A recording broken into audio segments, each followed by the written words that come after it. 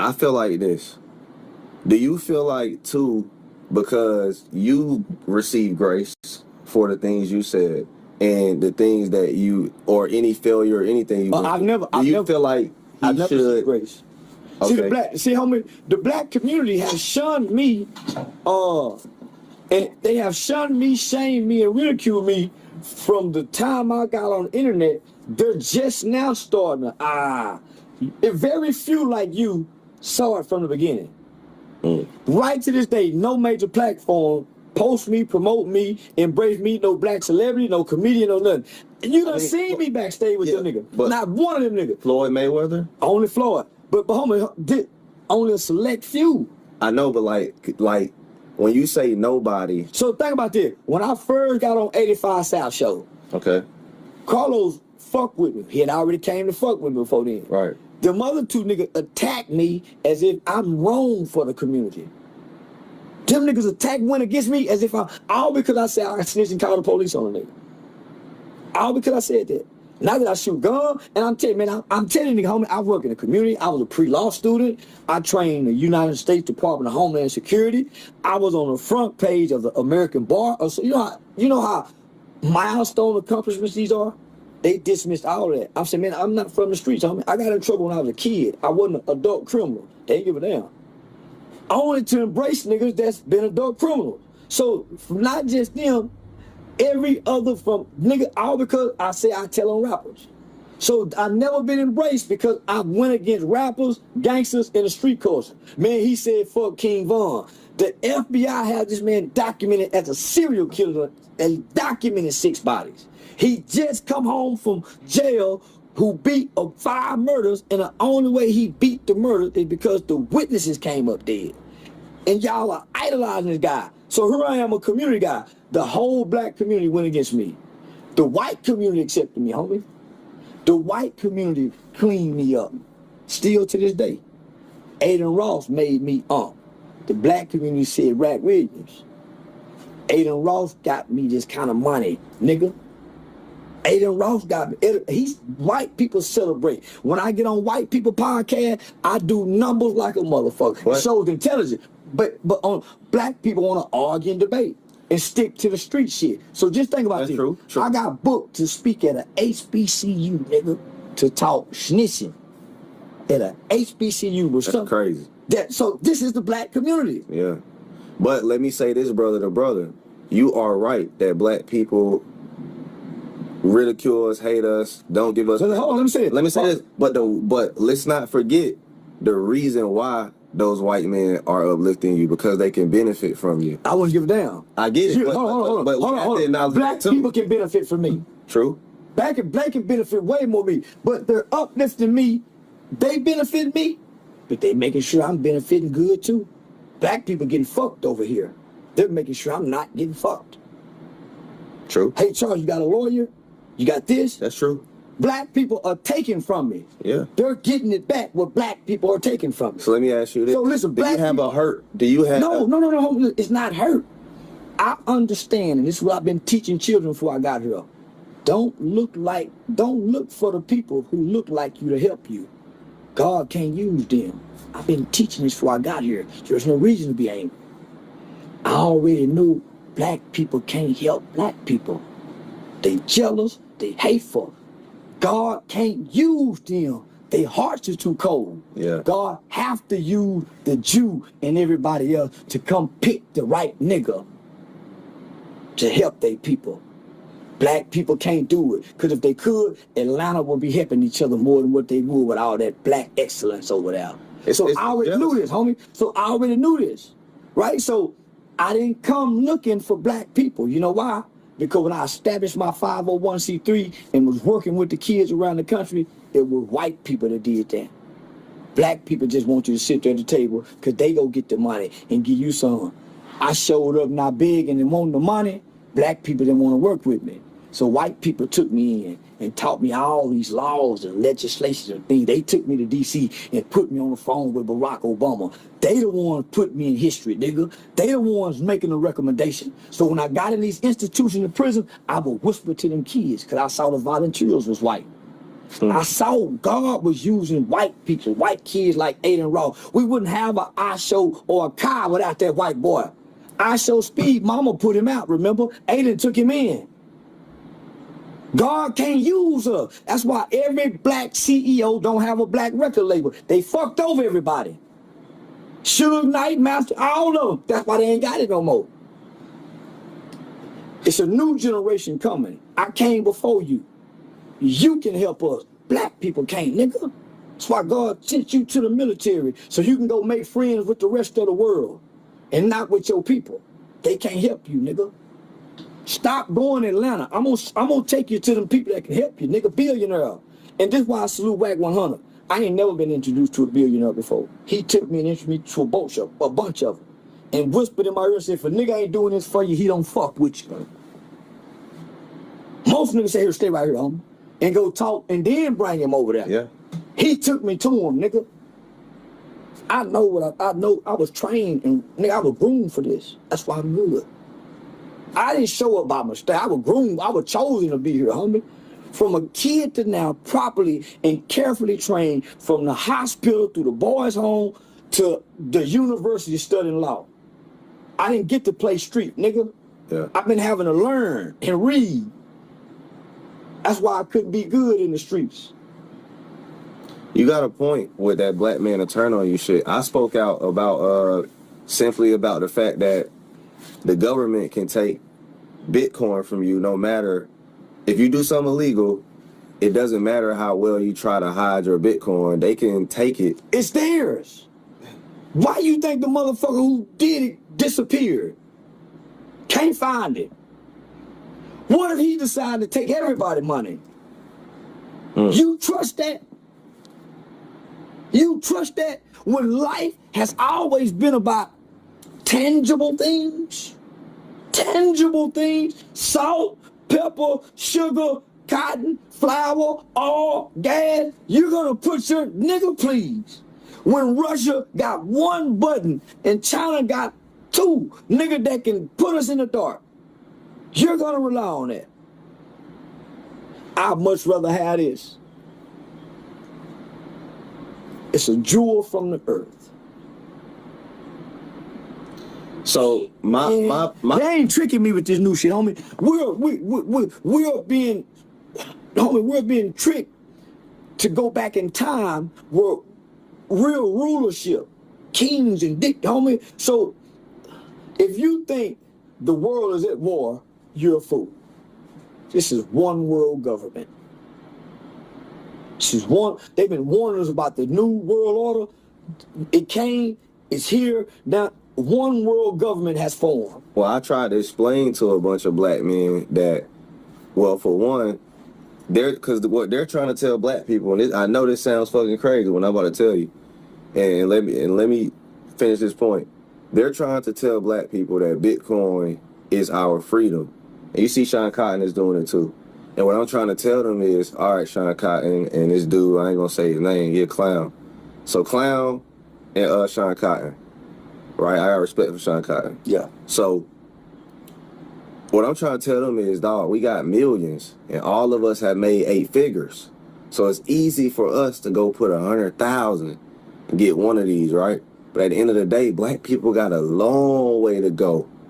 We still need plumbers, carpenters, electricians, app developers, farmers, pipelines for jobs, tutors for our young boys, more Stop the Violence programs. We got so much shit to work on before we are free as black people. You telling them this is the freedom. And what I'm telling them is we have to diversify our assets, because if this shit does not work, because you don't know. So listen, so before I buy Bitcoin, at least the stock market has something to back it. Yes. It has something tangible to back it. Bitcoin had nothing to back it. Has nothing to back it. And one man controls it. Not many men, one man. So you think this one man's life can't be threatened and be kidnapped? I'll tell you what they gonna say to rebuttal everything you saying. They gonna say Bitcoin is owned by nobody. Satoshi is, we don't know. They don't really care what it is they like to ride away. How you know they don't get? How you know they didn't give you Toshoki? they gave us Mark Zuckerberg. Right. Homie, nigga, they got people they been grooming that they might been kidnapped. They gave us Trump. Come on, homie. So, homie, man, nah. But like, what I'm trying to say. So let me just say this. Yeah. The best thing we can do is invest in a tangible resource, people, or system. Yes. Or a system. Yes. The stock market is a system. That ain't going nowhere. They gonna protect that system. Yeah. Cause too many white hands is in it. They done fed generations. The stock market is the slave money. Yeah. That's the money they done made off the backs of the slave. That's all they did. That's why the corporations and everything employment is on the stock market. Because that's where they slaves went. But I say all that to say many black men started to hate me, turn on me, call me dumb and this and that, all these names, because I was trying to say, hey, we got a bigger mission. But like you said, they don't do community work. None of these guys do. They don't give back shit. They don't do anything. They just type online and go back to their cave. So they don't understand from my perspective of what we really need. They only see it from a rich man's, I made it, I'm the outlier, this is what saved me. Even though they made their money off the backs of the stock market. All of them, all the Bitcoin advocates, they either made it off the internet or the stock market. They didn't make it off Bitcoin. They were already a millionaire investing in the Bitcoin to increase their millions. So let me look at your camera and tell you why they're advocating this. And the Arabs might kill me for this. The Arabs are paying these niggas. They came to me. Nigga, I done had the Dubai motherfucker come to me. Nigga, they been coming for me for years, nigga. Offering me bags of money to come promote Bitcoin to us. The people that created Bitcoin is gonna rob America. Homie, these are outside people coming to take advantage of capitalism, but cripple America. Homie, we're gonna be the third world country where everybody get to come to America and treat us like we go and treat third world citizens in their country. They already doing it now. We're going to their stores. They're already here. So niggas better get out. Niggas better unplug at the matrix. And what's the matrix? The digital shit. Content creation is television. But nigga trying to invest in that digital shit, the white folks and I already came out and told you, which you're gonna forget. The next wave of millionaires is electricians and plumbers. So why the fuck you trying to learn digital shit when China just came out the other day and said, hey man, we 10 years ahead of America. China got it in for America's ass. They're gonna cripple us with technology. So it's not gonna be our stronghold. So what I'm trying to tell people is, and to your point, what I'm trying to tell people is, to all black people listening to these guys advocating Bitcoin first and Bitcoin only and all these things, I said, for one, diversify your assets. And number two, you need to be focused on cash flow and getting yourself some money. So if you go get a loan from the bank, don't go get no fucking Bitcoin. Open yourself up a business, invest, learn a trade, learn a skill, get yourself some cash flow so that you can invest into these assets. And do not over leverage. Like I tell people, I'm 40% stocks. I am 20%. I do have some money in Bitcoin, but I can afford. I put like 2 million in it. So far, I'm up an M in it. You get what I'm saying? So cool. I got 3 million so in fucking Bitcoin, but at the end of the day, I got 4 million in stock. I got a lot of money in stock. I got 8 figures in stocks, 8 figures in real estate. I'm very diversified. And then I got a high yield savings. So I make, I put 4 million in that. So I got about a little bit close to 30 million in assets. And what I'm trying to tell people So that's been a formula from every billionaire, millionaire, what you have to diversify. So how can you amend a formula that's always worked that haven't lost? No. So nigga, you don't know what Bitcoin to do. So you go invest in this. You go put your money. They telling black people to put everything they got. So nigga, I was told, nigga, when you get your money at the first of the month, you supposed to make your money work for it and turn it even before you pay your bills. So while you putting your money over here, it's not turning. It's going up, down, up, down. How you making your money turn? While you doing that, every other country coming in here and they having something to sell every day, cash flow, whether it's a nickel, a penny, every goddamn We day. need more black business, y'all. I'm telling black people, get yourself some stable income. A lot of, like, if you're not trying to, you should be working towards 10,000 a month before your ass ever try to step into some big. If you ain't making over 10 grand a month, you should be investing all your money first into getting some cash flow like that, because that's where it starts.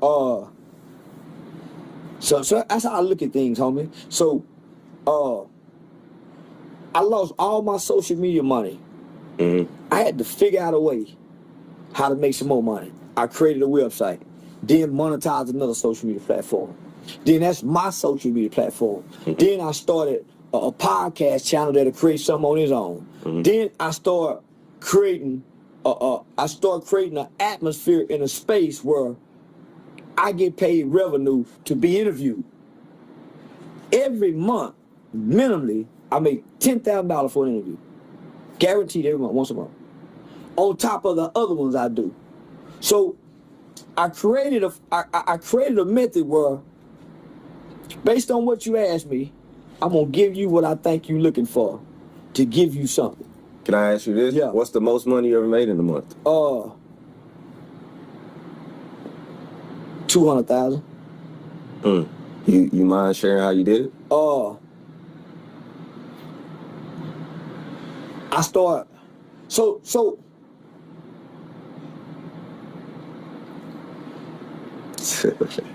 Let me just say this, homie. You don't want to talk about it? Well, I got into comedy. Okay. And when I got into comedy,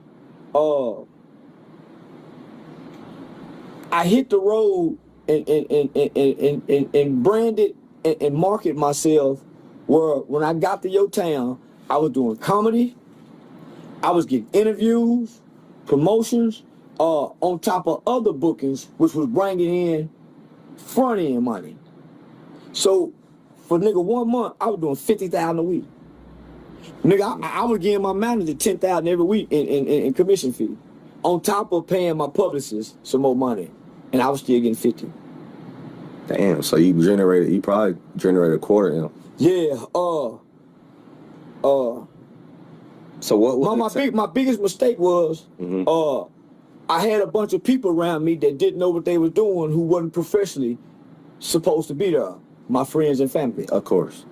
That's my biggest mistake. My friends and family. So how do you scale and repeat that type of thing? I have to go back to the starting line. I got to go back to the starting line. I got to start over. When was this? Was this 2024? This was 2 years ago. So we're in 2025. It was 2023. So it was the start of my comedy career. I had all my friends and family, homie. So my first comedy show was $10,000, BET Weekend in Atlanta, Uptown Comedy thing. So if I would have done what I did now and trusted where God had took me rather than listening to my friends, because God brought me here. Mm-hmm. I didn't get here listening to them. I went and got them and brought them here. So why the fuck am I listening to them? So I had just signed with Eric Young Production, Michael Blackson, the same agency we with. Nigga, I had like a 50-city tour. My friends fucked it up. And I'm thinking, okay, it's like the movies. The agency trying to pull me, they trying to pull me away from my friends and separate me. You know what I'm saying? I made my friend ride or die. And nigga, I fired the agency and quit and kept my friends. Just don't get them white men that butt. You know how that shit goes. So and homie, and this ain't no white man. This a black man. This a black brother. Just you know what I'm saying? So homie, he just recognized the talent. But the people I brought with me, the arrogance and the ego, they want to pretend like they know. So they in rooms with me, and all of us are inexperienced and don't have no information, but trying to act like we do. So that turns people off that really know. So when you bring your friends into an industry, a meeting, a business, and you talking to these people, homie, these people are experts in what they do. You shouldn't be saying nothing. That's true. So you should have brought an expert in the field homie, listen, with you. Listen, homie, I should have never made my friend who come from where I come from, my manager, to come deal with people in the industry. That's the first turnoff to the industry, because your friend come trying to play manager, talk on the phone with them, and they play cool at first. But man, your people, they minds and egos change too.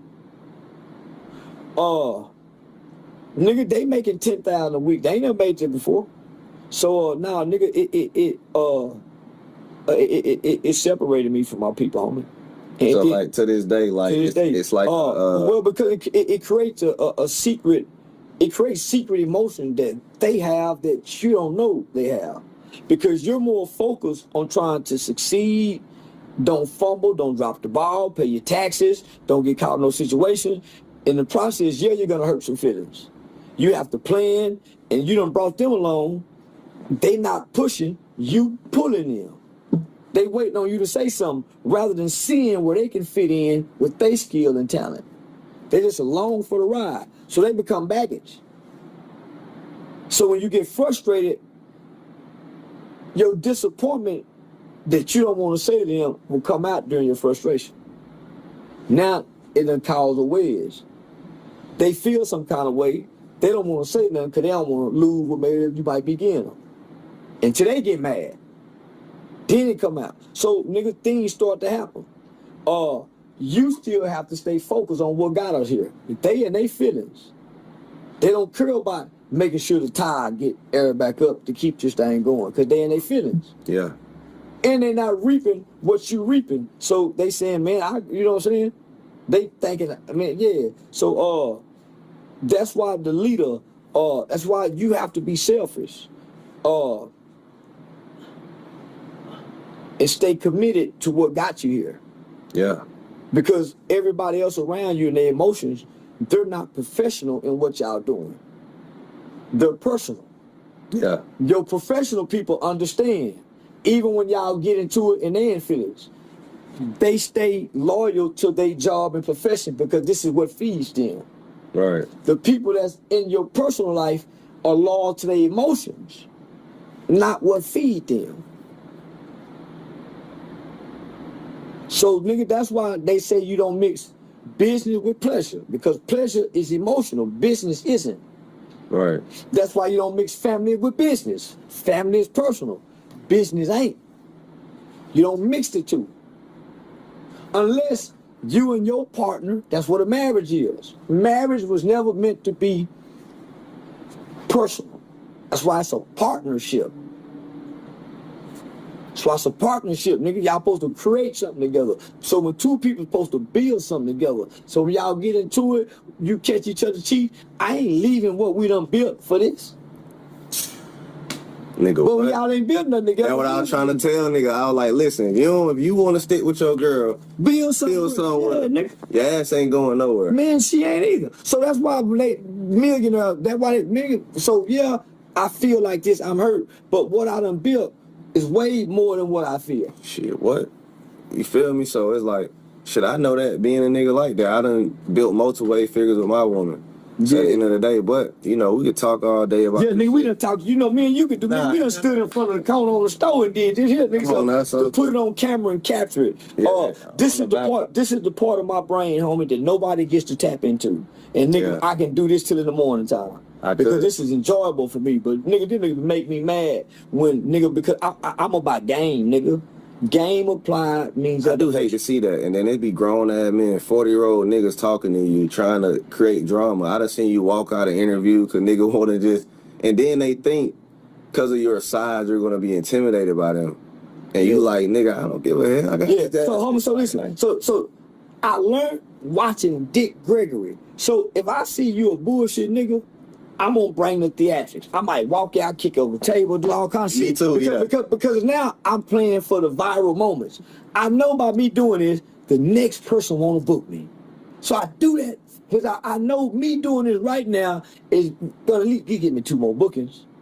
So you're gonna see 3 interviews I done that through in the last 3 weeks. I done it with the White Boy Steiny, Loon, and somebody else. And then come back and sit down. So I learned how to. Oh yeah, you did it with Loon. Yeah, so I learned how to. If you don't want my intelligence, to give you ignorance and then walk back to intelligence. Because once I get ignorant, now you want to talk. Oh, come on, let's be a man. Let's be a man. Well, if let's be a man, then when you ask me something, let me explain. Then you say something. Don't let me talk and then cut me off and switch me out.